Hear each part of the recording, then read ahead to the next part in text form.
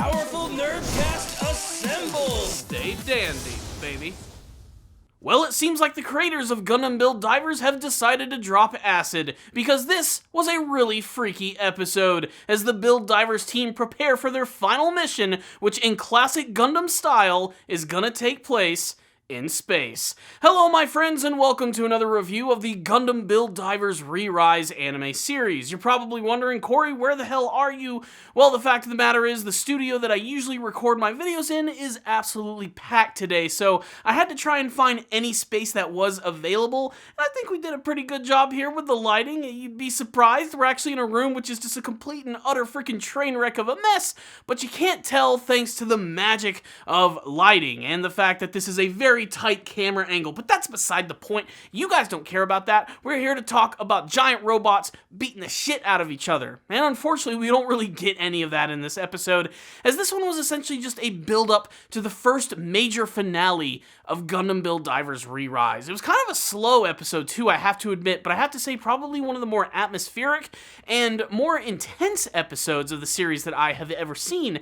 And if this season was trying to make itself seem different from the last one, it was already doing a great job of that before, but this is the episode which is truly going to solidify it as not only an expansion of the previous season, but something which has truly evolved in the best way possible. So, of course, picking up from the end of the last episode, the Build Divers team is getting ready to go up this massive orbital elevator where they're going to take on their final enemy, which is apparently going to be on the freaking moon. And they go along, they bring Freddy with them for some strange reason, and they actually get to go out into space. And this is really classic in that Gundam style. Even Kazumi mentions that, how it actually starts to kind of feel like a traditional Gundam at this point. Also, apparently, Hiroto has a brand new Gundam that he just didn't want to introduce the audience to. This was kind of disappointing in my opinion. I always like when they show a brand new form of the core Gundam, they go through a little bit of an explanation about what it is, what it's called, and what it does.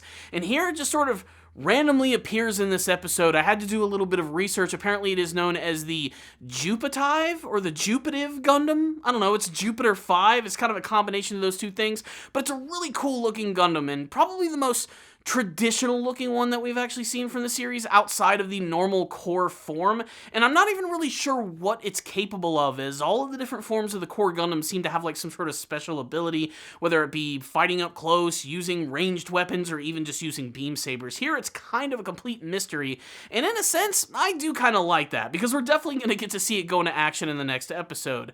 So basically, the tension just immediately rises with the Build Divers team as they make their way into the moon, into this mysterious fortress where it seems like they're actually being guided by some sort of mysterious force which is bringing them along. And when they finally arrive at that one mysterious room that we've seen teased in a couple of episodes, we're introduced to a new character who goes by the name of Alus, A-L-U-S.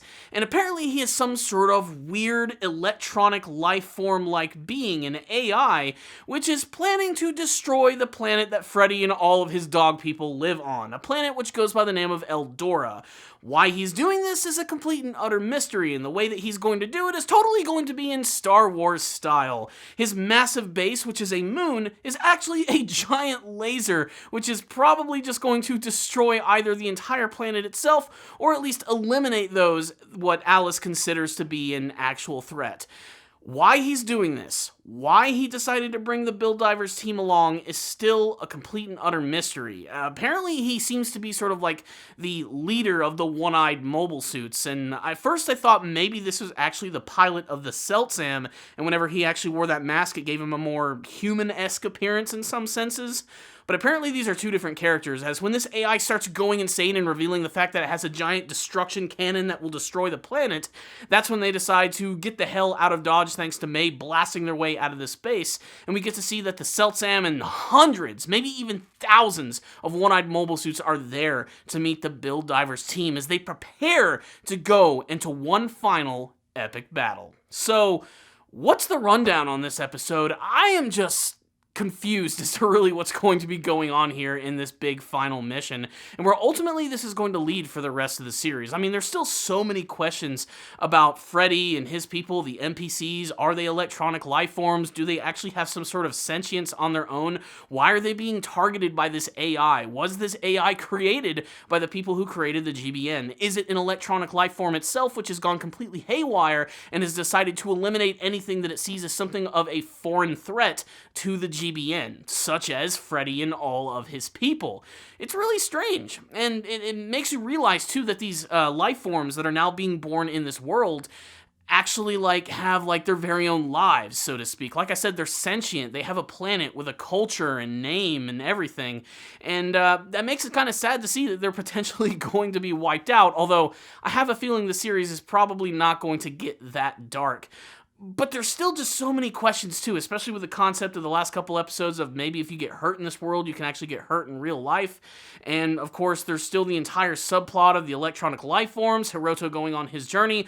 I'm not really sure how all of these various storylines are eventually going to connect together, but I'm interested to see what's ultimately going to go down in the rest of the series. I did love the overall tension of this episode. I think that was probably my favorite thing, whether it be the musical score or the big scene when they're introduced to the AI Alus for the very first time. I don't know what it was, but it just had this very oppressive feeling to it that felt like unlike anything that I've seen from the Gundam Build series thus far. And man, that moment where they were all being, sort of surrounded by the clones of themselves was honestly kind of creepy. Also, how cool is it that Mei actually has a gun in this world? I didn't think that was something that would actually be allowed to people, if they're actually allowed to just fight by themselves without their mobile suits. I mean, we know that they can do a lot of things outside of their mobile suits that was shown in the last season, but it's just strange seeing her just whip out a gun and just start firing at this weird evil AI, which may or may not be evil. It's still all just such a weird, crazy mystery. It's crazy. I don't know.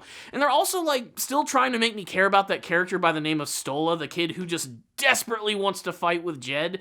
I mean, that's been his entire story arc throughout this entire series, and every single time he wants to do it, he just gets denied by Jed. And I'm sure, Jed has another bigger reason outside of the fact that he just wants him to stay behind and protect the people. I still feel like there's a lot of things we don't know. A lot of things which are being kept from the viewer to sort of give us that big, that's what's really going on kind of feeling. That's kind of what I'm suspecting is what's going to be going on for the rest of Gundam Build Divers. But for now, I'm just going to take it for what it is. I'm excited to see where this is headed. This is some J.J. Abrams style of I'm going to show you stuff and not give you any answers for a little while type of storytelling. And that could end up being something really good or really bad. What I will say is, it is cool that the Build Divers team is finally officially working as a team. Their entire dynamic over the last couple of episodes has honestly been really refreshing from what we've seen from the beginning of the show, and this is going to be sort of the perfect showcase to see how they're going to fight against a force which is made up of sheer numbers, not to mention the incredibly powerful Sam itself. If the preview's any indication, it looks like Hiroto is going to have one hell of a battle against him, and I can't wait to see what he's going to do with his brand new form of the core Gundam.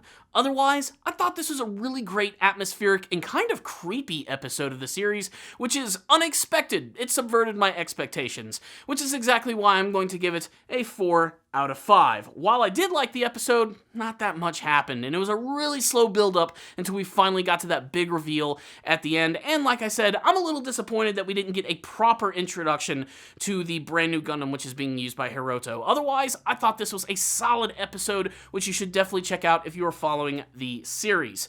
So you got my thoughts on it. I want to get yours. Make sure to tell me what you thought about this episode in the comment section below. Any theories as to what the deal is with Alus, the Sam, the One Eyes, why they want to destroy this mysterious planet of cute dog people, and what did you think about Hiroto's brand new Gundam? And what do you want to see from their big final mission, and what it's actually going to do for the finale as we move into the second half of Gundam Build Divers Re-Rise. Let's talk about it in the comment section below. So thank you all for watching this review. One of the best ways to support this channel outside of simply watching the videos and giving it a thumbs up is to check out my Patreon and my PayPal account. A little bit goes a long way. I'm one of the smaller YouTube anime channels, and even if you donated only $1 a month, that would make such a big change for this channel. You can do it. You don't have to. It's just a suggestion. Just you guys watching these videos, honestly, thrills me, and I really appreciate every viewer and commenter that I get. With that, thank you again for watching this video. Make sure to subscribe to the channel for more videos just like this. I'll see you all next time, and as always, stay down there, baby.